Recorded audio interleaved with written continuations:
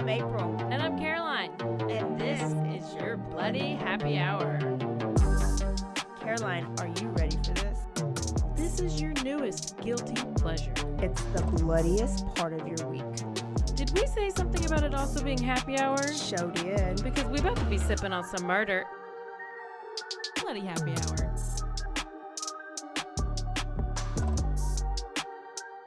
Happy New Year! Hey, everybody. Here we are. Happy New Year. This is April. This is Caroline. And we are back in 2022 for another year of bloodiness. What's your do you have any New Year's resolution? Do you do that? Do you do resolutions? Do you say you're going to do something? Basically lying to yourself. Oh, I know. Yeah, I totally agree. I don't know the last time I've had a New Year's resolution.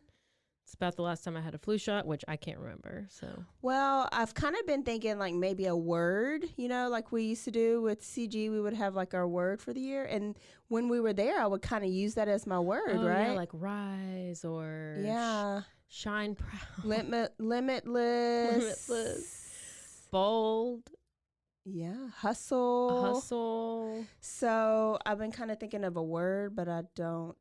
We're actually recording this before the new year, so I have a couple days if I want to get a word to get my word down. Well, I don't have any resolutions yet. I don't think I will. My goal is to just do you in 2022? Yes, do you in 2022? That's exactly what I'm gonna do. Let's just do. Just us. Do you, boo? Yeah. Do it. Okay, bloodies. I am 1,700% happy to tell you guys the story for today. I'm not going to tell you yet. Y'all, I'm so excited for January's theme. Monthly theme, right? That's what we call it? Yeah. Our category? It's a category for the month. Yeah, month. Yeah, theme. Yeah. It is Waco Town Murders. So, Waco people, your mouths should be watering because we are talking about your neighborhood, right? Our neighborhood. Literally. And people that are not in Waco, you guys are going to learn about at least 2 amazing stories Waco's infamous for. Yeah. Let me tell you a little bit about Waco. Not like Waco back then, like when the Waco Indians were here. We don't want to talk about that. You don't want to talk about the Indians? We're going to talk about how they got ran off. Oh, they're hanging people in the streets? Oh. Yeah. How about the Waco tornado? You want to talk about that? Yeah, not really. I mean, but we did have a big tornado. Let's talk about right now. We're going to sell our town really quick. Okay. So 2022, Waco, Texas. If you're not familiar with Texas, we're in between Dallas and Austin. So an hour and a half south, you hit Austin, big city, right? Hour and a half north, you hit Dallas, big city. And if you go 3 hours another way, I don't know if that's east or west, you hit Houston. So we're real close to the biggest major cities in Texas. But we're not really a big city. Like, we're growing, but people come here because they don't want that big city feel, but they want to have some things like, you know, one level Top Golf or something, right? I'm still a little bitter about one level Top Golf. I didn't even know that existed. But in Waco, anything will exist. Anything. You give us your trash, we'll take it. We're the test market. So we have 3 colleges here. We have Texas State Technical College. We say that TSTC, and it's actually one of the best technical colleges in the nation. Oh. Yeah, people come from all over to go to TSTC. Oh. We have McLennan Community College. We call that MCC. Great community college. They're known for their arts, and they have every sport and all their sports. Like they're really good there. And then, of course, BU, Baylor University, Big 12 championship basketball this year and football. So big deal. And they're like the biggest Baptist university in the world. If you're Baptist, come here. If you're not, you can't. Even if you're gay, guess what? Equal opportunity institution. Yeah. Maybe don't be a preacher because. Yeah, don't be a preacher. Matt Baker came. Matt Baker ruined it for everybody. Went there. So right now, here's why you would want to come here. We're one of the top 10 places to travel to. I don't understand, but go ahead. At one point, we were number 2. Once again, people come here and they are like so disappointed. They're like, no, they love it. They walk. I've passed people and they're like, I don't know. I guess it has really, our downtown has really evolved. Yeah. I mean, I don't know half the places actually that are probably down here now. I don't think young people come here to like party. Like you go No, to Dallas or Austin. I don't think it's more young people. I think it's older people who are obsessed with Fixer Upper, like your husband. Yeah. If he lived states away, I guarantee he would be traveling to Waco. Do you know what? Like we watch Fixer to Fabulous, and they're out of Arkansas, and he wants to go to Arkansas just to go see some of the houses. Isn't that crazy? Yes, so that's what they do here. Yes. Yeah. So we used to be known, like anytime I would go somewhere out of the States and they would tell us, they would ask where I'm from. We used to be known for David Koresh and the Branch Davidians. Stay tuned for that episode next month. But now we're known for Chip and Joanna Gaines. They had the show Fixer Upper. They've have the Magnolia Silos, and that empire is just growing. So most of our people traveling here are traveling for that to look at the houses, to stay in those Airbnbs, and to go to those shops. I'm going to tell you about some stuff that you can travel to, and you got some murder sites to come and visit. Yes. So we also have one of the most beautiful parks in the world called Cameron Park. Carolina Sleep on Cameron Park. I was just about to say, I heard, you can actually go listen to another podcast on our network. Yeah. What is it called? Waco in the Know? No Waco. No Waco. KNOW. No Waco. And we have an episode on there. We're real professional. Yeah. So if you want to go know more about Waco too. But that's where I learned that Cameron Park was so legit. Yeah. So No Waco is a podcast, and they tell you all. So they kind of highlight all the different things going on in Waco or different people. So if you plan on coming, tune in to No Waco.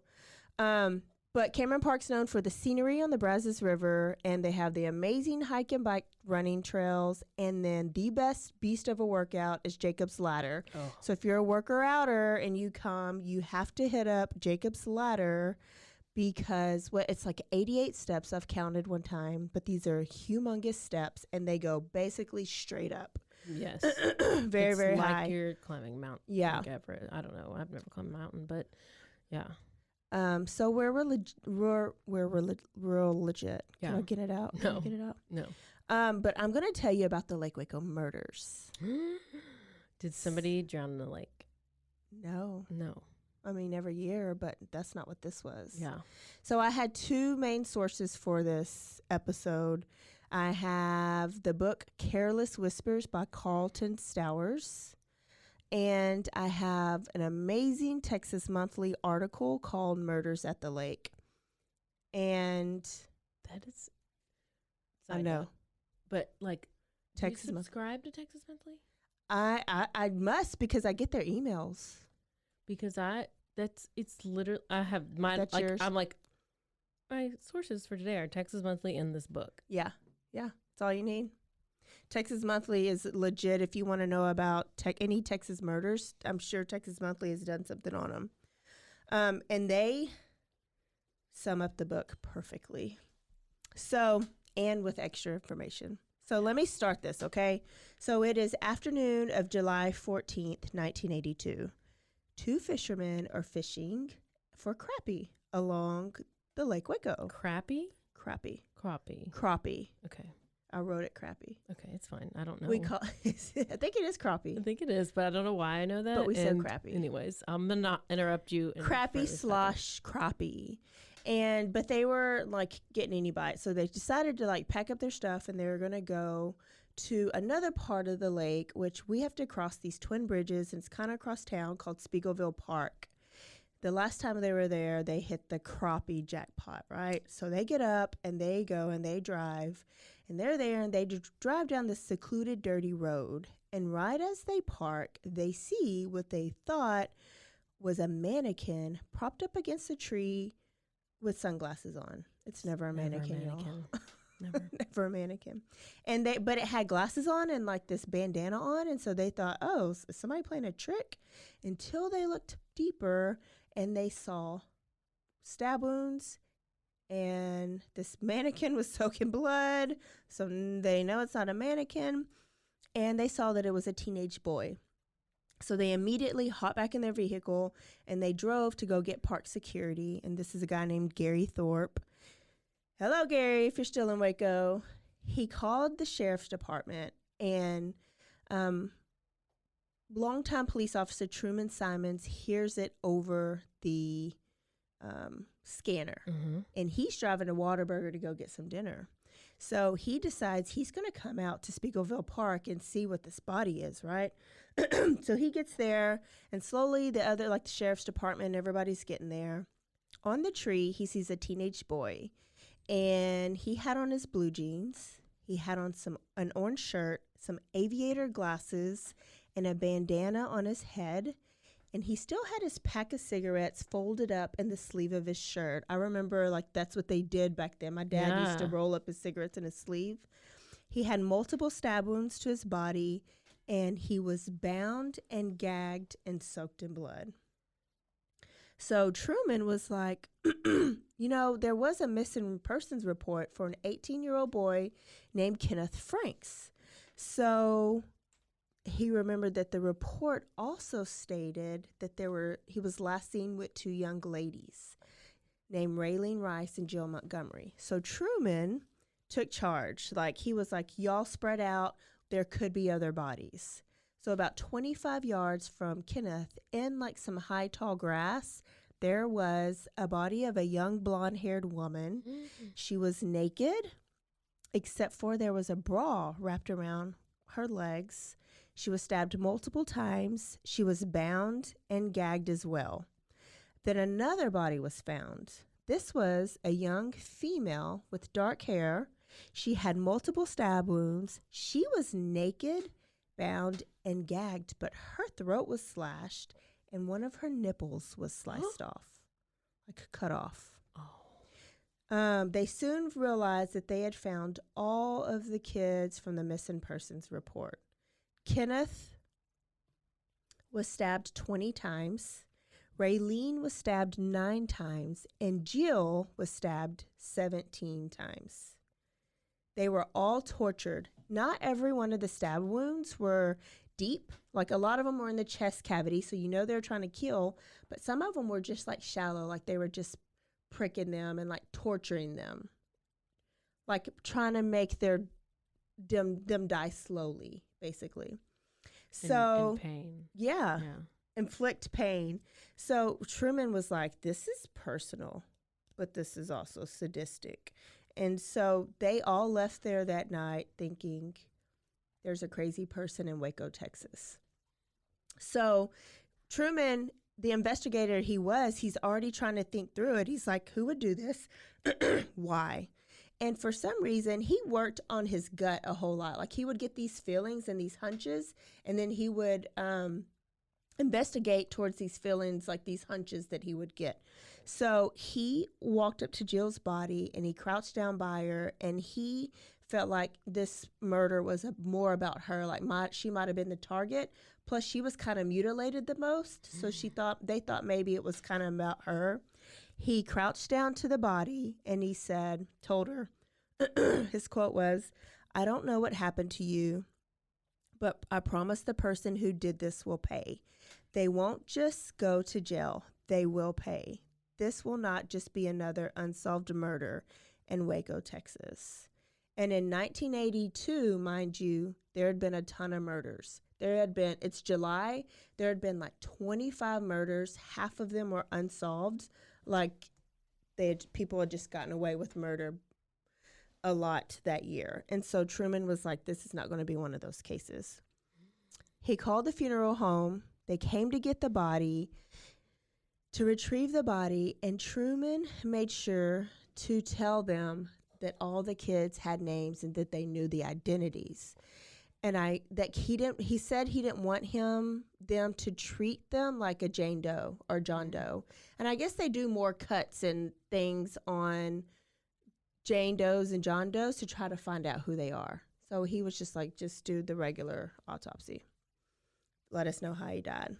And then he hopped in his truck and he left. And his prayer on his way home was, I don't know anything about those kids we found out there tonight, Lord. Maybe they were good kids. Maybe they had some problems, but they did not deserve what happened to them. I pray you have welcomed them into your kingdom and have given them peace. Lord, it wasn't right for them to be left out there dead and exposed. I pray you'll help us find the people who did this. Then he went home to his own family. So I have to tell you about these teenagers, and I'm going to start with Kenneth Franks. Kenneth was born in Tyler, Texas. He had a tough time in school due to being dyslexic, and he was put in special education because of it. And then he hated school because he still struggled, like he couldn't pass. So then he rebelled at school and he rebelled at home, and he was just kind of mad and frustrated. He wanted to be an athlete, but he couldn't because he was never eligible.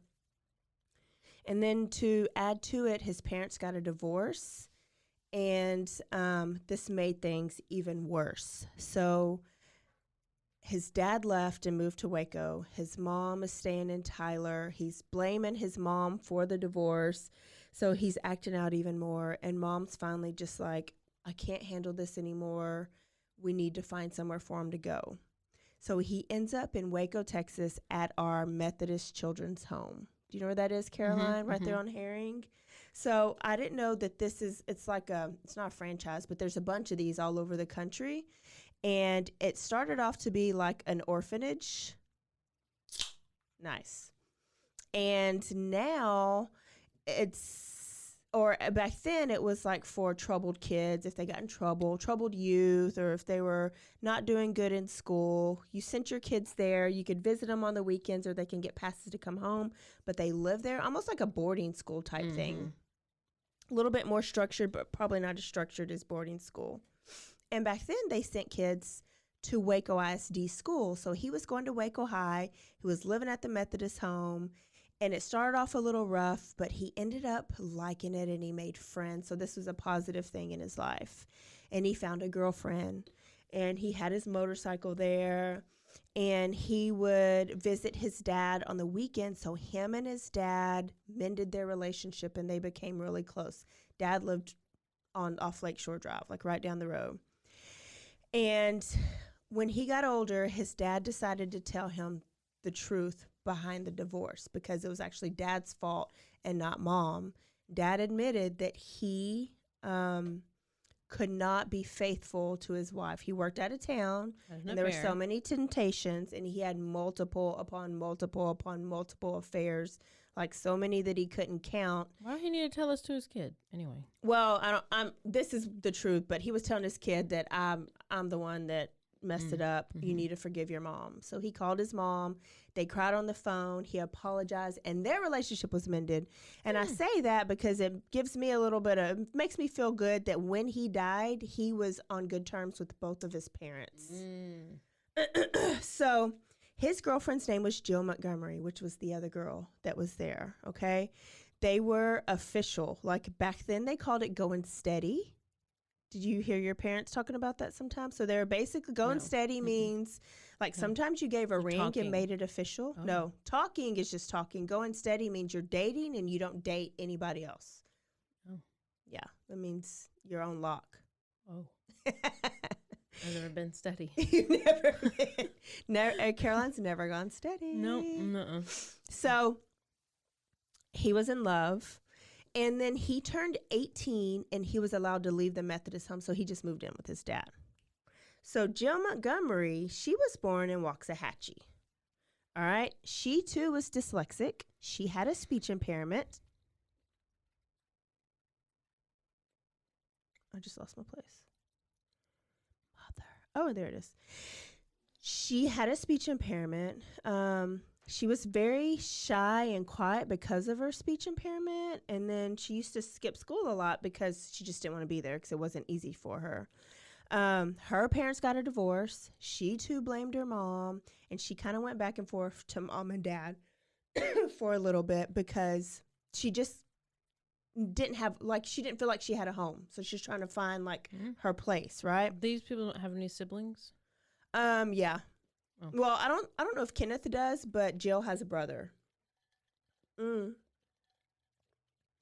So she left her mom to go live with her dad, and that didn't work out. She was going back to her mom, and mom was like, you know what? I think we need to look into something else. So that's how she ends up in the Methodist home. But she's excited, and she's, like, adventurous. So she's like, oh, this is a new adventure. I don't have to be under my mom or my dad. I got my own place, and I'm going to make new friends. And it started off rough, but it ended up being really good. And she had a best friend named Kelly, and she met Kenneth Franks, and she was working at the Texas Ranger Museum, and she was loving it. So she spent the whole year there. And that summer she came home and went to Six Flags with her family for the weekend. And then something changed. She had a knife in her purse, and when her aunt saw the knife and asked her why she had it, she said that she needed it for protection. And so, but she wouldn't elaborate, like, protection from what. And then she was questioning her relationship with Kenneth. She asked her mom, what if you love somebody who's not good for you? What do you do? And the mom was like, you go with your heart, but you use your head. And the mom till this day doesn't know why she was questioning Kenneth's relationship. So that's kind of still like a question. And don't go with your heart. Go with your head. Yeah, no. That is, I don't know about that. I don't know about that. Go with your head. Don't, just hide your heart. Yeah, just don't ever use it. Don't ever use that heart. It doesn't work. It doesn't work properly. Yeah, it doesn't know any different. It'll get you into some trouble. So they decided she didn't want to. Okay, so she also decided she didn't want to go back to the Methodist home. So she would, when she came into town, she would hang out with her friend Raylene from Waxahachie High School. And Raylene was going to take her to the bus station so she can come back to Waco to go home. But instead, Raylene brought her back home, and she told her mom, I don't want to go back. I want to be here. I want to go to my senior year at Waxahachie High School. And mom was shocked because she had loved it so much, right? Yeah. But, and then Jill was adamant. She was like, I don't want to go back. She was in tears. Like, I'm tired of being tossed around. I want to be home. It'll be good. And they saw her mature. And so mom called dad over, and they all agreed that she didn't have to go back. So mom called Methodist home and was like, she's not coming back. She's going to stay here. That next day was July 13th, 1982. Okay. She had to go to Waco to get her stuff and to pick up her last check and cash it. She's kind of like closing all her chapters in Waco so she can come and start her life in Waxahachie. So she called her brother, and she was like, brother, can you drive me to Waco? And he had something to do, and he couldn't take her. So she called Raylene, and Raylene was down. So Raylene was like, oh, I'll drive. Just give me gas. So they drove Raylene's orange Pinto to Waco, July 13th. They went to the museum, and they picked up her check. They cashed it. They made a stop at a store, and then they called Kenneth Franks. And they were like, do you want to go to Caney Park? Do you know where Caney Park is? No. I knew you would know where none of these places were. Caney Park is when Lakeshore turns into Valley Mills, and then there's the lake, and it's a boat ramp. So you pull in there. There's access to the lake. There's boat ramps there. There's like some picnic tables right here. That's where we always launch the boat. Oh. It's right there. Yeah. I've been out there with y'all. So that's where they were going. Back then, kids would hang out there. They would smoke weed. They would drink. They would swim. They'd watch the sun go down. So that's where they were going. They were all three going to meet up, and Jill was going to be able to hang out with her boyfriend, but then also kind of tell her that she's not coming back to Waco. Tell him that he's not coming back to Waco. So Kenneth goes, and her dad, his dad is just like, be home by midnight because you have school. They leave, and they were not seen until their bodies were found. That was the last time Kenneth Franks saw his son, is when they pulled off in that Pinto. Raylene is from Waxahachie. She was also 17 years old, and she was longtime friends with Jill. Raylene was never in the Methodist home. She had no ties to Waco. She was just driving. Yeah, she was just driving her friend to help her pick up a paycheck. They were going to pick it up, hang out for a minute, and then go back home and then start their senior year. So, I mean, it's like, this is, so interesting. Yeah. So now so I kind of explained Caney Park to you.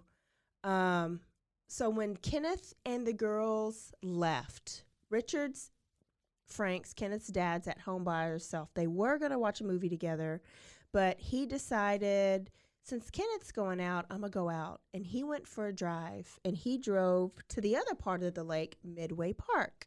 And so that's on the other side of where the kids are at Caney Park. And he said he stayed there and watched the boats go by and watched the sun go down, and that was like his escape. And he didn't get home until after midnight. And when he got home, he noticed Kenneth was not at home. So he was like, oh, hell, he's going to do this again, staying out past curfew. By 1 a.m., he went to bed, and he was like, Kenneth will be home soon. He woke up at 2:30. Kenneth was not home. And he was just out there. He was just, he passed by Caney Park twice because it's a mile from where Kenneth lives. Kenneth lived in the Savannah Square apartments. It's on Lake Shore. So you pass those, you go to Caney. Well, he passed up and then had to go get on the Twin Bridges to go to Midway Park. So 2:30, still not there. So now he's mad, but then worried.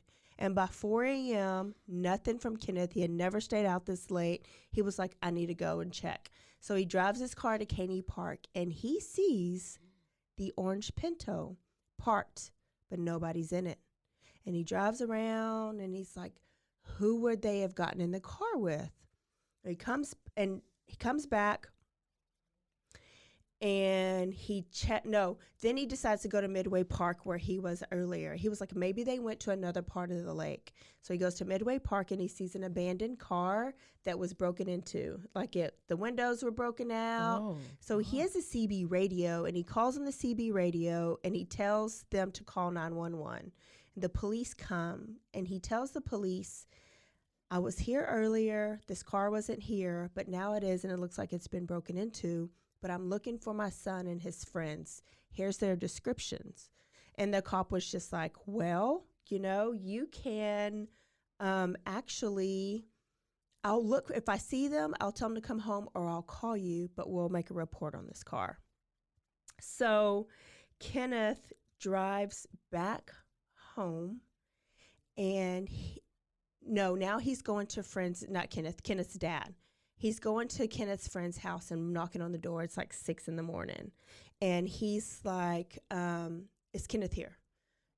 Is Kenneth here? Is Kenneth here? Is Kenneth here? Have y'all seen Kenneth? Nobody saw him. But the car is still out there at Caney Park. The Pinto's still at Caney Park. And the police are at Midway Park, and they never went to Caney Park?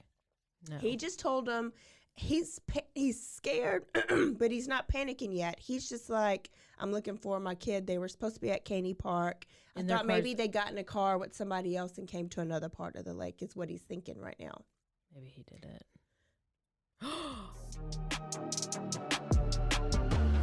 And now a word from our sponsors.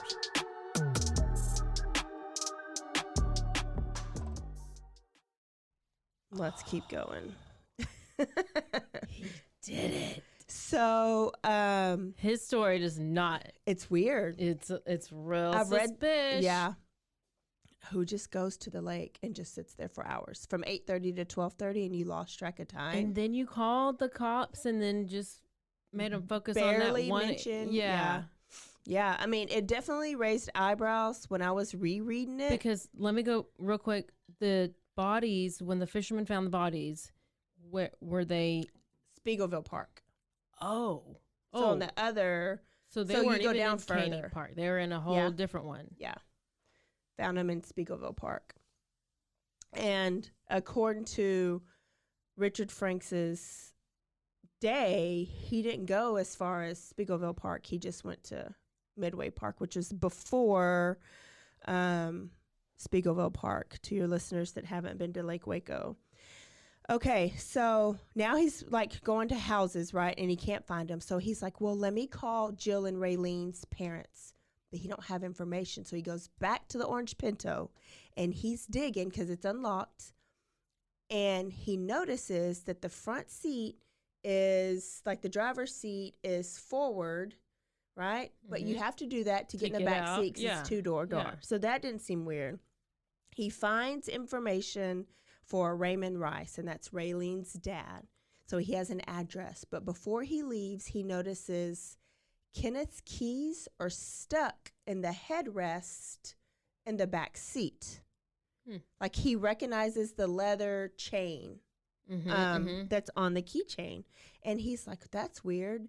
And then his gut falls because he remembers telling Kenneth that if you ever get yourself in a dangerous situation, hide your keys.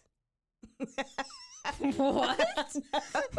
I can't, I don't understand. Hide your keys. Hide your keys. So maybe if I find your car or your motorcycle and your keys are not where they're supposed to be. Somebody's got to put a gun to my head.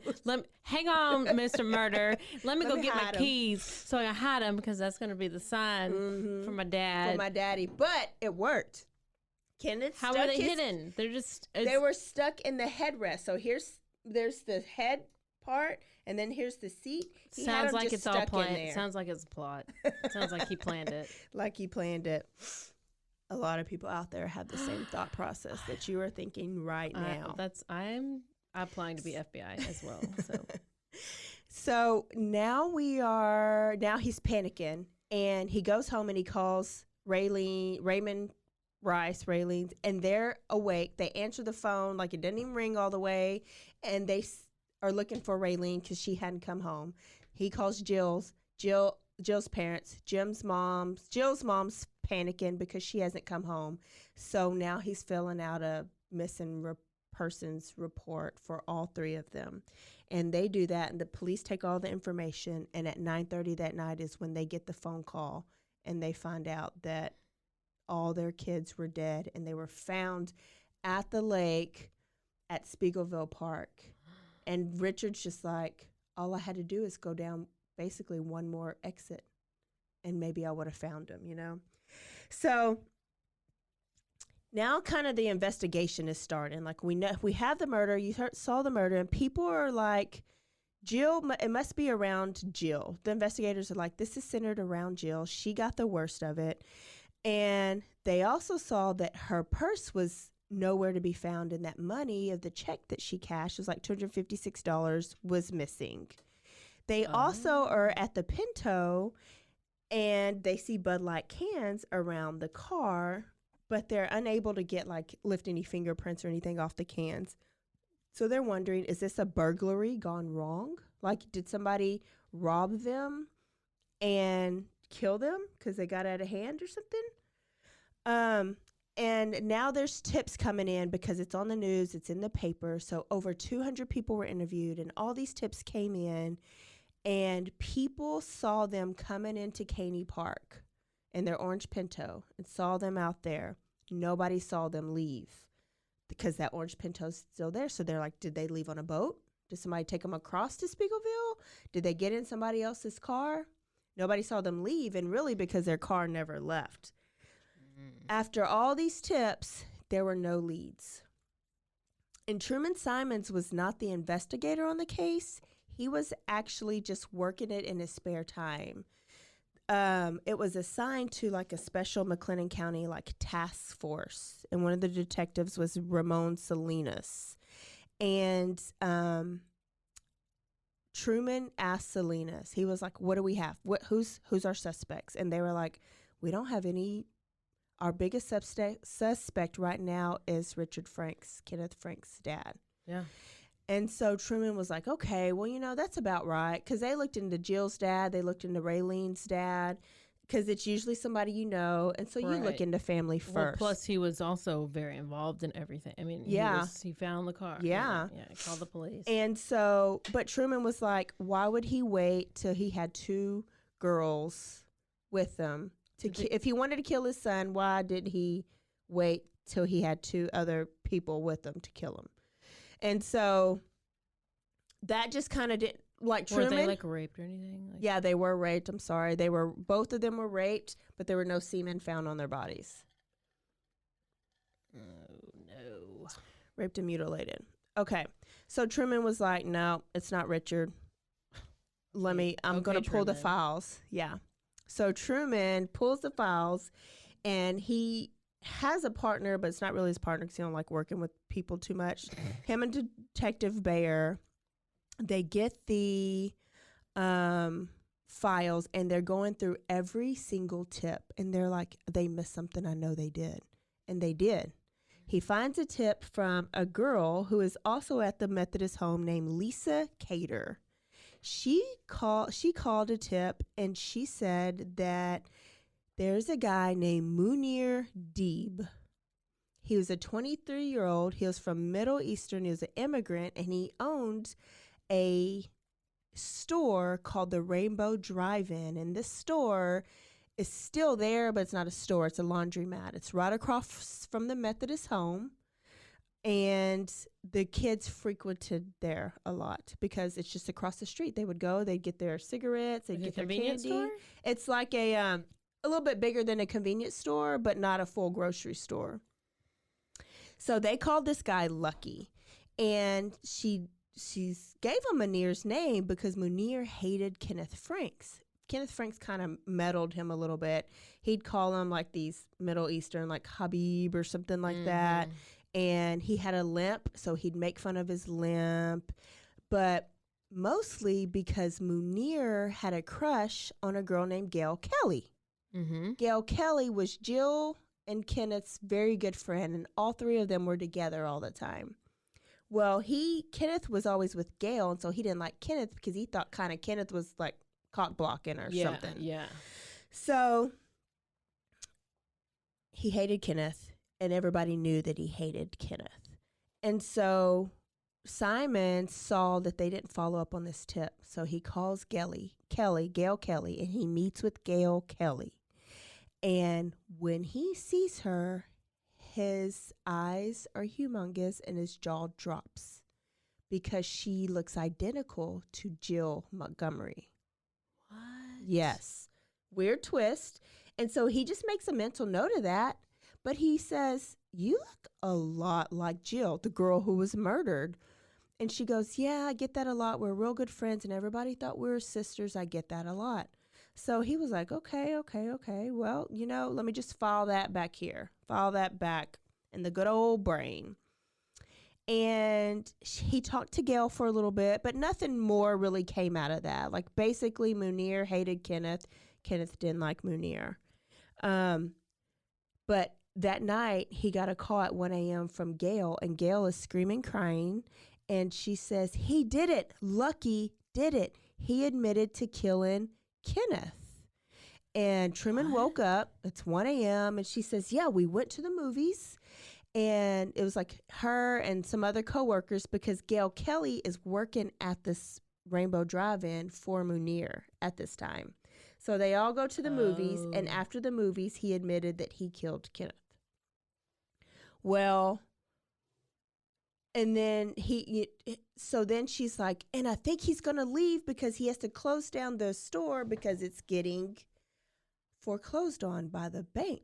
So he's going to leave Texas and go back to this country he's from. I forgot what country it was. Saudi Arabia, maybe. I don't know. So now Truman was like, we need to get him in. Like, we need to find a way to arrest him just in case he has something to do with it. If he leaves the country, we'll never get him. Yeah. So he goes to the people he has to talk to, and they're able to find a reason to arrest him. So they go pick him up, and they bring him in for questioning. But when they see him, they're like, he's little, he's weak, he's got a limp, like he's a little, physically disabled. Like, he couldn't have done this. Or if he did, he had other people help him. Like, he couldn't have done it by himself. And then the way the crime scene was set up, like they were tied, they were bound. It was 3 of them. One person couldn't have took out all 3 of them. And there wasn't a gun involved. It was all a knife. So they knew there was probably multiple people. Truman was like, Munir has something to do with it, but I don't know what. They gave him a polygraph test, and he passed the polygraph test. So he wasn't the killer, per se. But Truman was like, I'm not going to sleep on Munir. Like, I'm going to do some more investigation. So when he looked into Munir more, he found out that Munir took out a insurance policy on Gail Kelly for $20,000, and he listed himself as the common law husband. What? Yes. See, remember I told you you can take insurance policies out on anybody. Yes. I was obviously so right. Oh my gosh, I'm never right. So he took this policy out on her, but like, why? What's the reason? Yeah, that's very not, no, that's not normal. It seems weird, and it raised a red flag. Well, when he failed the polygraph test, he was still investigating Munir, but he called Lisa Cater again, the initial tip. And he says, is there anybody else that you think of that might have didn't like Kenneth, or that, frequented their drive-in, or might have worked with Munir if Munir did this? And they said, there's a biker guy that goes by the name Chili. Okay. And he hung around the drive-in a lot. Okay. He was always smoking. He was always drinking. Chili pepper. He was in a little biker gang. And Munir actually admitted to knowing Chili.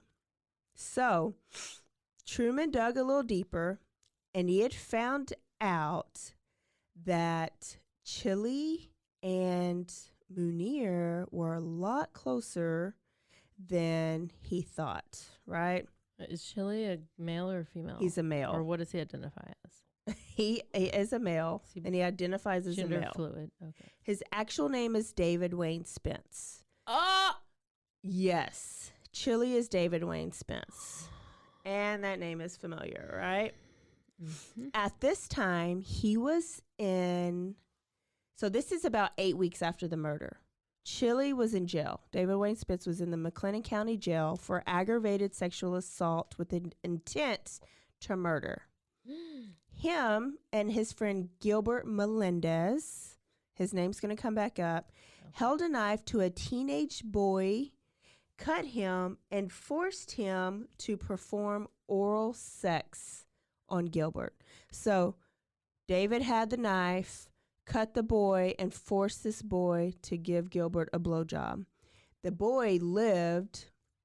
They didn't kill him. They tried to kill him, but he lived and turned him in, and him and Gilbert are now in jail for this assault, okay? So he felt good that David was locked up. Like, this sounds like something David could do. Like, if he could do this, and he had another robbery charge, like, he's not, like, the best, right? So Truman's like, he's kind of good for this. I kind of like him for this murder. Let me find out some more about him.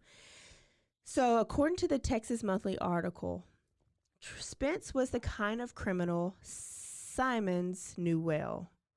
He was rough. He was poor. You said that earlier. And he was full of swagger. He dropped out of school. He loved beer, he loved marijuana, and he loved methamphetamines. He married a girl at 16, got her pregnant. They had 2 boys, and then he was divorced her by the time he was 20.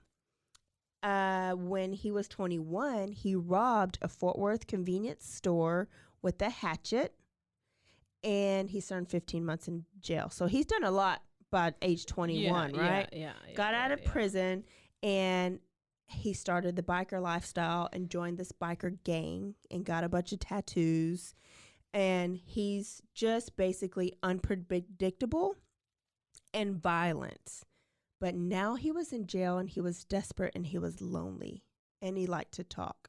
So Simons, guess what Simons does? What? He quits his job at the Waco PD, and he gets a job at the McLennan County Jail as a jailer, to be near David Wayne Spence every day. What? He was like, he likes to talk. I'm going to get close to him and see if he talks to me. And that's what he does. He took the night shift, and he's talking to David every night. Like, they're having all night conversations. He starts a conversation, and David just goes and goes and goes and goes. And he brings up the Lake Waco murders, and David acts like he's going to help him solve it. Hey, you know what? My girlfriend's still out. I'll tell her to ask around. She hangs around there and knows some of the Methodist home people. I'll see what she knows. So now David is thinking he's working with Truman to solve the case, where Truman's really trying to see if David's good for this murder, right? So David gets like these special privileges. He gets to talk to his girlfriend anytime. She gets to come see him. And meanwhile, he's waiting for David to like slip up and say something. Well, David never really does, but other inmates do. So there's an inmate named Kevin that comes and talks to Truman. And he says that David was in jail bragging to the other inmates about killing the teens at Lake Waco. And he told them a very important detail. That detail is that about the bra being tied around the leg of Raylene. And this puckered up Truman because this wasn't like public information. Right, yeah. You know, they keep stuff to the side. They also said that David was part of a satanic cult, and that he was actually paid to kill the kids, and that a guy named Lucky paid him and Gilbert Melendez to kill the girl that rejected him. But that don't make sense, right? Because the girl that rejected him is Gail Kelly. They got the wrong girl because they look alike. Because they look alike. So, when David, your listening skills, your listening comprehension is so... I got the maps up, making sure I know where the parks are. Look at you. Yeah. So he hears this information, and Truman is like, okay, we're getting somewhere. Yeah. So he goes to the DA's office, and the DA's name is Vic Feazell. Sounds familiar. Not like the other podcasts that say Vic Feazell. It's Vic Feazell. He's a newly appointed attorney in Waco. He's young. He's like 24. He's 31 years old, district attorney, and good lawyer. And he goes to his office and he tells the assistant, I've received information from one of the inmates of David. And he told her what happened. And she says, that is great, but that's just hearsay. It's not admissible in court. And so Truman was kind of let down, but he was like, you know what? I'm not going to stop. Yeah. So Vic Feazell is going to come back in this case. He's going to be a main person in this case. And then other than the jailhouse confessions, there was no other evidence that pointed to David like being there. Or Gilbert Melendez. Like, all it was is like, all it is these inmates talking, right? Mm-hmm. So then he decides, it seemed to make sense. Yeah. I mean, that's good information that how would they only the even killer know would it? know. Yeah. Only the killer would know. So David later states, Truman is like, I'm going to tell David that I think he did it. So he does. And David later says he was shocked because he thought Truman was his friend. And he thought, basically he was his counselor. And he thought he was helping Truman solve the case. And when he found out that he was a suspect, he was real mad. Shocked. David Spence's attorney on the blowjob case, his name was Walter Skip Reeves. Blowjob case. And he ends up being David's attorney later on. So Walter Skip Reeves is actually going to come. We're going to do a Q&A with Walter after we air these episodes. So after you're hearing like part 1 If you have questions you want us to ask Walter, then I need you to email them in because he's going to come on the podcast and it's going to be a Q&A. Okay, so Walter tells David, quit fucking talking to the popos. Shut up. Like, if he likes you for this case, you need to stop talking to him. But David, like, thinks he's his friend. And he's in jail for 90 years for this blowjob case. So he's, like, depressed. He's, like, fighting with his girlfriend because his girlfriend's out, doing other people. What do you have to lose? I mean, at this point, I mean, why would you not admit? I don't know. Yeah. If you didn't, why haven't you already admitted?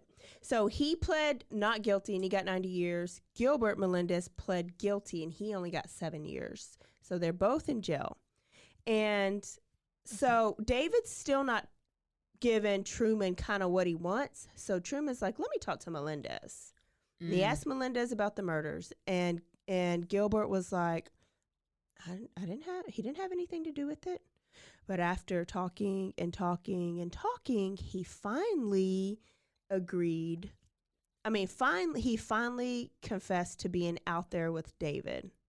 And he said that he would testify his story against David. So Truman felt that Gilbert was out there, that they were good for this. But some of the other officers were like, this is a little sus. Well, it's because whenever you do the whole questioning for like hours and hours and hours, people literally go crazy and they just start saying things that they don't even know what they're saying. So whenever it gets to that extreme, it's a little hard to... Yeah, and none of these questions, like this is just him at work, like just talking and questioning. Mm-hmm. It's not like in an interview room. It's not recorded. It's not anything like that. So Truman did have his own way of like solving his cases. He always has. And he was accused of being like not a team player, breaking the rules, going his own way about it. But Truman literally didn't give a shit. Like he wanted to solve the case and he was going to do it his way because these over here, the task force is doing it the right way and they have gotten nowhere. Truman is like run circles around them. Truman. Yeah. So he wanted to solve the murder. So Gilbert had a recorded confession and he said that on July 14th, 1982, David and he and David were riding around smoking weed in David's station wagon. Pimp. Station wagon. You and him drove the same car. Hey. They were at Caney Park and they saw two pretty young girls and a guy. And so they invited them to get in the car with them and smoke some weed, which is what they did back then. Mm-hmm. But David lost his temper and started to rape and stab Jill. And then he raped and stabbed Raylene. And then Kenneth was killed last. And then they drove across to the Twin Bridges and they dumped the bodies and then they went home. This was David's like recorded confession, right? Mm. So the officers on the task force, Bear and Salinas, they watched it, but they had some red flags. Oh. First, they were like, David didn't buy his station wagon until 2 weeks after the murder. So he said that they were in a station wagon, but he didn't even have it at the time of the murder. And that'll come back later. I think they end up being in the Melendez truck, and he didn't want to incriminate his own self because the other red flag is, in this version, he eliminated himself from doing anything wrong. He said David raped her, killed her. Raped her, killed her, and then killed Kenneth. Yeah, but so what's Kenneth? Are you just watching? Are you and Kenneth just like watching this? Did Kenneth not fight? Did Kenneth not? You know what I mean? Yeah. And so that was a discrepancy. But I do think there had to have been two people there at least. Yes. To do three people. 3 people, yeah. And then the timeline of when they got to Caney Park didn't match up. So he said a certain time, but the kids weren't like there at that time or something. And then so they chalked it up to like Gilbert just being like doing drugs his whole life, being alcoholic his whole life, that his brain was just couldn't remember the details good. So he got indicted for the murders too. So another month goes by and there's still no information and no new leads. And now it's April 1983. So it's about to be a year, right? And the people in Waco, they're pissed. They're asking, people are calling, like these are the most brutal murders that have happened in Waco till this time, right? Yeah. And they're not solved. And they have an alleged, like confession, but nothing to tie them to the case. So they can't arrest them for a confession because there's nothing there that says they were there. Yeah, you know what I mean? No physical evidence. Yeah, no physical evidence. But here comes Ned. Ned is a odontologist. Did you just make that up? It is not a BHH made up word. Is that your nose wiper? I'm itching my nose on the microphone. It is so itchy. Okay, so Ned says that he looked over these autopsy photos and he saw bite marks on Jill and Raylene's body. And he said, if we got a mold of David's teeth, I would be able to tell you if those bite marks came from David Wayne Spence. Yeah. So Truman is like, hell yeah. And, he's good friends with David. So David lets them get these molds, even though Walter Skip Reeves says, don't do it. Right. So they get these molds, and the odontologist, I guess it's Autopsist? the odontologist, the teeth doctor. Oh. It's actually a different person, the odontologist. So this is called forensic odontology. Okay. And so back then it was kind of new and it was a big thing and it was admissible in court. This is how they caught Ted Bundy, Yeah. So it was kind of happening. Forensic dentistry. And now a word from our sponsors. So this guy said that David's teeth were a match to the bite marks on Jill and Raylene. So there is Truman's slam dunk, right? He needed physical evidence. He now has physical evidence. At the bite marks. And then now here's a guy named Tony Melendez, and he's Gilbert's brother. So when you hear about these stories, you hear David Wayne Spence and the Melendez brothers. He's the other brother. Oh, we got more Melendez brothers? Yes. Oh, no. So he was wanted in Corpus Christi for robbery and rape. He was questioned right after the Lake Waco murders, but his alibi was he was doing a paint job in Bryan College Station, and he had stayed there all week, like he worked in construction. But there were inmates reporting that he said that he was actually at the lake at the time of the murders. So Truman really loves these jailhouse informants. And so he's like, I think Tony is part of this, right? So he gave Tony a polygraph test about his whereabouts, and he failed it. So now Tony is a new suspect. So we have 4. And it's October of 1983, and Vic Feazell has to go on the news every once in a while and just kind of tell them where they're at in the case. And he says, we are trying to put a puzzle together, but someone is hiding some of the pieces. But 1 month later, they think they've put all the pieces together and they have the story. Yeah. They think they know what happened. They said that Munir Deeb, Lucky, wanted Gail Kelly dead for denying him and disrespecting him. And in his country, that's a reason for death, right? And he was losing his store, and he wanted that insurance money, that $20,000. So he paid David to do the murders. Yeah. And so David recruited 2 of his gang members and friends, Gilbert and Tony Melendez, and they did it.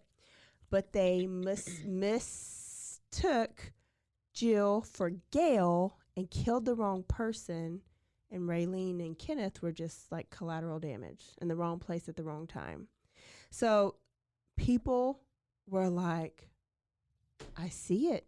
It makes sense. That's the story. Arrest him, right? Yeah. So it's basically a murder for hire with a case of mistaken identity, right? Mm-hmm. Vic Feazell announced this, and his quote that day was, "We started with nothing, and we have found pieces literally in the dark and fit them together." All of them were arrested on 3 counts of capital murder. And here comes the trial. It was the most anticipated trial in Waco history. Do you know that you can go to any trial? Like, you can just walk into the courtroom and say, I want to attend this trial. No. You can go and sit in there. Yeah, it's all like not public. federal trials. I don't know. That would be Jillian Maxwell, and I would not. Probably not like high profile ones like that, but if we were alive, we could have just said, oh, I want to go to this trial. So you could go like Kyle Rittenhouse trial, or some of them could be if they're like big high profiles, but like I wanted to go to the Davy Daza, that he's the one in Waco that like chopped his wife's head off and put it in the freezer in Belmead a couple years ago. And I was like, oh, I'm going to that trial, because they said he like did some weird drug or whatever. It made him do it, but it never went to trial. But I could have just walked in. He pled out. Yeah. I could have just walked in and like sat there and heard the whole thing. What? Yeah. That's what I really want to do with my summers when I'm off. I kind of want there to be another murder in Waco, like crazy murder, so I can just watch the trial. Yeah. But I don't. You don't want nobody to die, but you want to go to a trial. Yeah. Yeah. I know what you mean. I know what you mean. Okay. So people are waiting on this trial, right? And each man would stay in trial for the murder of Jill Montgomery first, because they got to do all of them in a different trial. Yeah, separate. And so David Spence was first. And so I'll tell you more about that one because he's like the main one. His trial lawyers are Russ Hunt and Hayes Fuller. Russ Hunt, y'all, write down your questions, because we're doing a Q&A with Russ Hunt, who is David Wayne Spence's trial lawyer. And he's going to come on after we release these 2 episodes. We'll do a Q&A with him. Q&A for Russ Hunt and for Walter Reeves. And I'm working on hearing back from not David Wayne Spence. I wish. Vic Feazell. Yeah, because now so you hear both sides, right? You hear from both parties, the prosecution, I'm so and the excited. defense. Mouth watering. Oh my gosh. Okay. So Russ Hunt and Hayes Fuller were like, this is not a fair trial. They were convinced that Truman Simons' methods of investigation were unorthodox. He broke too many rules, and that the jailhouse confessions were sus. Like, how do you know they weren't coerced? And that the forensic odontology was not actual science. So they were trying to get the case like thrown out, right? But Judge Allen at the time was like, hell no. We're going to go to trial for this. Yeah. So instead, they wrote a 33-page letter to the FBI and the U.S. attorney, basically stating McLennan County is about to execute an innocent man, and he is not going to get a fair trial. Who wrote this? The attorneys, Russ Hunt and Hayes Fuller. Spence's attorneys. Okay. And, okay, so I don't know that really went anywhere because they went to trial, right? Mm-hmm. And shit hit the fan when Tony Melendez is now deciding to confess to his involvement in the killings. So it wasn't just David and Gilbert. It's David and Gilbert and Tony. Yeah. So 3 against 3. Oh, my gosh. And so Spence's attorneys are like, oh, hell no. Truman had been on him, been visited him, been talking to him, and finally got him to broke down and confess. Mm-hmm. So here's the trial. Vic Feazell is like Matthew McConaughey in is it A Time to Kill? In the movie A Time to Kill. And he brings them up there, and he's exposing all of them, like David Wayne. Well, it's David Wayne Spence, his past crimes. So he's bringing up how, because there's like a character portion of it, right? What a horrible person he was. What he's on trial for now, Yes. like So now they already got a bad taste in their mouth for David Wayne Spence, right? Which it's deserving. I feel like I'm on the jury right now listening to this trial, and I agree. Yeah, and he had 39 witnesses come and testify with stories about David against David, and about David, like either his character or either what David had told him or what they heard or saw. It's a lot of witnesses with the murders. I know it's a lot to keep up with, and I've been in that jury thing. Like, you take notes. You got to take notes. You've been on a jury? I was a jury foreman. What does that mean? I was the head juror. How did you? Did you die that day? I was like, if I die today, I'm fine. What? When was this? This was like 5 years ago, 6 years How ago. do you get to be the sorry, I have to know. I was just picked. No, so is it was you're black? Was there any other black people in there? They had to pick the black. Well, there was a Mexican one. There was a Mexican. It was 2 Mexican victims. Like, she was Mexican. They were Mexican, and I was an educator then, so sometimes that knocks you right out. But this wasn't like a child case. And I was just picked to be on the jury, right? Well, they come in and they were like, who wants to volunteer to be a foreman? And nobody wanted it. And guess who, of course, did. So you just volunteer to be a foreman. And they were like, are y'all okay with Miss Pullen being foreman? They were like, yes, please. And I was like melting inside. Did you pee your pants? I bet you did. It was the thing was a week long. The trial? The trial was a week long. And it wasn't even a murder. It was I told you this, I feel like they were at a Zumba class and she whooped her sister-in-law's ass with some weights, 3-pound weights, and put the child in danger because her child was in the car with her. And so we convicted her and we sent her ass back to Mexico because she was a big ass bully. She was a bully. She whooped everybody's ass. It was what did you have to do as the foreman? You read the verdict? Yes, or you pass the verdict. Like, we speak on behalf. Your Honor, the jury has reached a verdict. Yes. And so they say, Foreman April Pullen, have y'all all agreed to a verdict? Yes. So I stand up and I pass our verdict to the bailiff, and the bailiff gave it to Judge Strothers, and they read it. You just basically I didn't have to speak. You just stand up and sit down. Uh-huh. Nobody wanted to do that? No. Why did nobody else want to because stand up I have to be the one to police them in there, like keep us on track. Like, we need to stay on track. Like, how do we come to agreement? Like, you're the one that's like kind of policing. You have ignorant people. You never do a crime because people are dumb. They're dumb. And I left there and I was like, I do not want a jury of my peers deciding on my behalf. What do they do? They just heard how many foremen? There's 10 of us. 10 of us heard the same thing, but there were 2 dumbasses that heard total opposite, and they said the girl was innocent and that the one that she beat up provoked her. But they were bringing up scenarios that wasn't evident, so you can't bring up scenarios. So we almost deadlocked. And it would have been a hung, and I was like, hell no. We are going to do it. So fast forward 3 years later, a new lawyer comes to my 5 a.m. boot camp, and it's the lawyer on that case.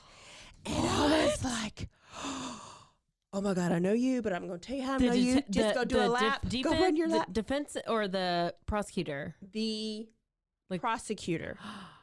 And I was already a big fan. I was like, he is so good.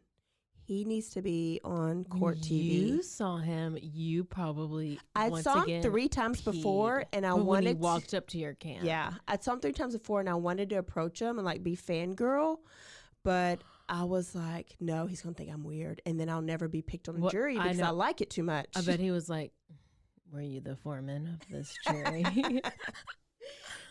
So anyways, he was my camper for years. He's like the best. And he's running for DA this year. So we're going to bring him on the podcast. He? Robbie Robertson. Robbie Robertson, what a great name. Yeah. And he actually lives by you, but he would drive all the way to Lacey Lakeview to come to my camp. I don't know. Robbie, are you single? We're going to bring her here. We're going to bring him here and we're going to talk to him. Her? It's a him. It's a him. We're going to bring him. I already told him and texted him we're coming. He actually works for Vic Fazell. I already love Robbie. And I just turned the story right back around to Vic Fazell. Great job. There you go. Good job. He works for Vic Fazell. So here we go. I don't even know where I was. Jury? Trial? What were we talking about? I don't know, but I think that was a great story. Don't cut it out. No, I'm not. This was, okay, so they had all the people come up there and talk about, like the inmates confess. But that's still like circumstantial until the odontologist got up there and they testified that David Wayne Spence was the only individual to a reasonable medical and dental certainty who could have bitten, is that the word? The women. Mm-hmm. He used, and so he had these electronically like enhanced photos to show the bite marks and then like the molds. And that was the slam dunk. Like that was the gun, smoking gun. Oh. Now it's Hunt and Fuller's turn. So now it's David's attorney's turn. And they testified like there's no physical evidence, but there's not. Like we're looking at it in this time to tie David to any of them to the crime. Except for the fact that your teeth are in their body. Yeah. Or your whatever. And he proved... or they tried to prove that David actually knew Gail Kelly and Jill Montgomery and met them on multiple occasions and that he would have known the difference in them. Plus, one of them had big boobs and one of them was flat-chested, and they were like, he's a pervert. He would have known, like, to kill the big-boobed one or to kill the flat-chested one, right? And so they were trying to say that mistaken identity, murder for hire mistaken identity was not logical. But not if you're on drugs. Yeah. True. And they also told the jury that policy that Deeb had on Gail Kelly was a very common type of policy that employers have on their employees in case there's an accident while they're at work. There's a policy covering, like, in case they sue or something like that. But my thing is, like, do they normally list themselves as common law spouse? That is weird. No. So they also tried to introduce 2 new suspects in the killings. 2. One guy's name was James Bishop. He's a Waco native who left right after the murders and moved to California, but was arrested for rape and attempted murder of 2 high school girls on the beach. So same story, not the lake, but the beach. And then they tried to introduce a guy named Ronnie Britton, is a man who was seen leaving Lake Waco with bloody clothes after a night of fishing at the lake. But Judge Allen was Those are so random. They just like picked 2 random people and decided that they would say, maybe these people did it. And so that's what Judge Allen said. And he was like, that's irrelevant to David Wayne Spence. You cannot use that information. So that information was not allowed to be used. Good. So I'm going to have to talk to Russ about this. Now closing statements. DA Vic Fazell reminded the jury that David was a piece of shit. Mm-hmm. And reminded them how hurt the family had to be to endure this pain of their kids dying, right? And then he reminded them of the torture that the teenagers endured. And then he said this: it's been 2 years since these murders, and there are a lot of people waiting on you to decide what to do. So he put it like back in the jury's like, it's your turn. Like these people need justice. And now it's your time to give justice or something, right? Get it. It only took 2 hours. Oh, like this is a never big good. Case. That's never good. It took us hours for freaking felony assault with a 3-pound dumbbell, right? Hey, that 3-pound dumbbell, they'll get you. A Zumba 3-pound dumbbell. Okay, so 2 hours after deliberation. I mean, that's very quick. There's so many people, it seems like, involved, and there's so many things, but okay. They obviously, Vic Feazell did his job. David was convicted on the murder of Joe Montgomery, and 3 days later, he was given the death penalty. In that courtroom, Juanita White, which is David Spence's mother, bursted into tears. Jill's mother probably was released from the courtroom because you can't do that. Jill's Montgomery's mother was relieved and stated that she was so grateful for Truman Simons. I go back and forth. I always get mixed up, so I'm sorry if I'm messing up his name, and Vic Feazell. So 1 week later, after this was done, Truman is like, he gets one of his gut feelings. This is like, I'm summing this up, y'all, but I have to tell you, we are not even halfway done. This is going to be a 2-parter. So let me get to this part right here. So 1 week after David Wayne Spence's trial, Truman goes and grabs an investigator from the DA's office. And he's like, I want to go back to where Tony Melendez said the crime scene was, right? Where they actually killed them, because they didn't think that they killed them in Speegleville. Right.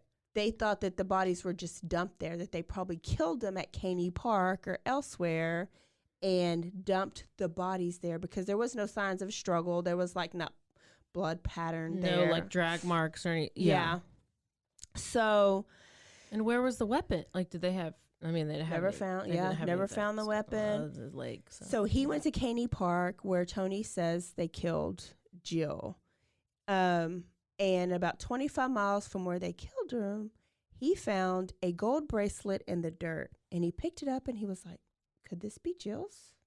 So he took it to Jill's mom, and Jill says she did have a bracelet like that. He took it to Jill's aunt, and aunt also said Jill had a bracelet like that. But you never really, like, is it a coincidence? Is it, you know what I mean? James Avery bracelet that everybody has. That everybody has. But they got to use it in the evidence in one of the other cases. So now it's Gilbert Melendez's turn, and he saw that David got death, and now he's like shaking in his pants. And so he's like, I want to make a deal. He makes a deal to just get 2 life sentences, and he's going to testify against Munir Deeb. So that's whose trial. He wrote a 16-page confession letter. And so Munir's trial came, and it was 12 days long. There were 40 witnesses testifying on him and just about how much he hated, like Kenneth. And there was 40 witnesses that testified. Which one's Munir? Munir is the Middle Eastern store owner, Lucky. Okay, yeah. Okay. But the most important person was Gilbert Melendez's testimony, and he testified that that Munir paid them $5,000 to kill Gail Kelly. So Munir also got the death penalty. So he gone, David's gone. Gilbert made a deal for life, right? Now they're trying for Kenneth Franks' trial. David gets another life sentence because now Tony Melendez is testifying against David. And he says the same story that Gilbert does. And so that's the ace in the hole for this trial. And he gets another death penalty. And he describes that night as beer, weed, and bloodshed. Oh, that should have been the name of our podcast. Okay, so let me know. Tony Melendez got life. So there's all 4 of them, right? And so everything's over. Lucky Munib is the one who apparently, allegedly, or no, not allegedly, because it was a thing. Anyways, hired all 3 of these people to go do it. David, and David he hired recruited. David recruited Gilbert and Tony. Yeah. That's the Gilbert and Tony then turned on David. Yes, because they saw that David's getting the needle. They saw he got, and they want to live in jail forever. Yeah, I would much rather get the needle. Go ahead and baptize me real quick. Let me get the needle. Yeah, and like, I mean, I don't know. I'm not gonna murder anybody. I don't plan on it. No, not at all. Unless you can have a TV in prison. Oh, you know they get everything. Well, the ones who are like important enough. Yeah. Okay, so I mean, I've been watching prison stories on Lifetime. I'll watch like half an episode. Let me act like I've been watching it. And they apparently get all kinds of stuff. I bet.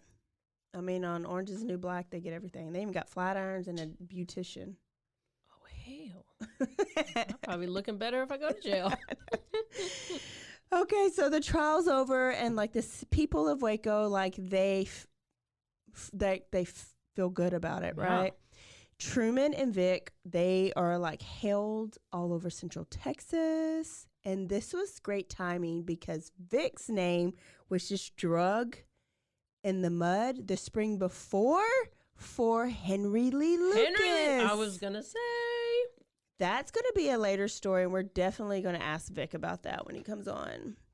So, Henry Lee Lucas is a serial killer who's really not, but people thought he was for a long time, and he confessed to like 106 murders or whatever. And people were like closing their cases on it. Like, oh, yep, case closed. He said he did it. Oh, case closed. Like all these closed cases, but he really didn't. He would be in Florida. He was in Florida at the time that he confessed to a murder in Texas or something like that. Like it just didn't line up, and Vic saw it, and he saw that Henry just liked the attention of the cops coming to bring him shakes and hamburgers and to get him to talk. But he called out the Texas Rangers for pinning all these murders. Mm-hmm. And so that starts a whole nother war. They like filed a suit against Vic and took him to whatever trial or whatever. Yes. And then it was this whole big thing. It was a whole big thing. And that's a lot of that's going to be covered in part 2. He was married, and then Bernadette, and she started that Facebook page. And she now went a little crazy. She's kind of She actually cuckoo. Teams up with Vic now she hates all the David Wayne Spence's lawyer team after they get a divorce, and she's trying to get David Wayne Spence off. Well, yeah, it gets a little messy. That's part 2. But right now they're still being real hailed, and so Truman gets he wins the Texas Peace Officer Award, and he became one of the most well-respected officers. And 3 years after Jill's death, her grave still had no headstone. And it's not because they didn't have money for it. Jill's father actually made headstones. He was the maker in Waxahachie, but he couldn't bring himself to make his daughter's headstone. Oh. So Carlton Stowers, the author of Careless Whispers, and Truman Simons got together, and they had a headstone made and installed for Jill. It was decorated with a picture of Jill that the mom picked. It had a poem, and it was titled Forever 17 because she was 17 when she was killed. Oh, no. And Truman kept his promise, and he felt very good about his promise that he kept. And he actually just passed away this past fall of 2021. I think it was cardiac arrest. Dang it, I asked. Oh, he had a heart attack? Yes. And he was still working with he was still working with Vic Fazell even now. So two of my campers worked for them at the law offices, Myra and Rob. Shout out. Okay. He died of a heart attack. And just now. But I do have to say that when we covered this case for my book club, he came in and he signed our books and he took a picture with us, but we did a full Q&A on him. And he still will tell you till the day that he dies that he believed, he died. I know, till the day that he died. But he is 100% behind David Wayne Spence being the killer, Gilbert Melendez, and Tony Melendez being the killer. Because what you're going to find out in part 2 next week, you're going to hear how this whole case and this whole investigation was challenged by Waco PD, and there was shit hit the fan in part 2. That's all I'm going to say. Shit hit the fans. And then what I want to know is, after you hear part 2, Caroline, do you still think what you're thinking now? Because I've read this book 3 times. Oh, that's so much reading. In my life. Like, I read it after high school. Like about still a lot. 4 years ago. I'm proud of you. I'm so proud. And this is the first time I kind of had a reasonable doubt about everything. So I know. So y'all, thank y'all for sticking with us that was a long episode, but I wanted to get the whole case done and wrap that up in a pretty bow, because next week we're going to blow that mofo up. Oh, go Google David Wayne Spence, because... No, don't scoop it. Don't scoop it. Don't scoop it. Don't Google anything. I just looked at his picture. I'm turning off everybody's Wi-Fi. I didn't know what he looked like. I just pictured not what this guy looks like. That's my brother was, who my brother was named after. Right here. Remember I told you my dad used to go spend the night at his house. No, I'm playing. They get so mad at me. Okay, y'all. Caroline, what do they need to not forget to do? Stay aware. Okay. And stay alive. And always be down to find the murder. Yeah, we will see y'all in a minute. Don't forget to rate, review, and subscribe if you want to help us out. If you want us to keep coming. Don't talk to us. Okay. Bye, y'all. Bye. How long was that?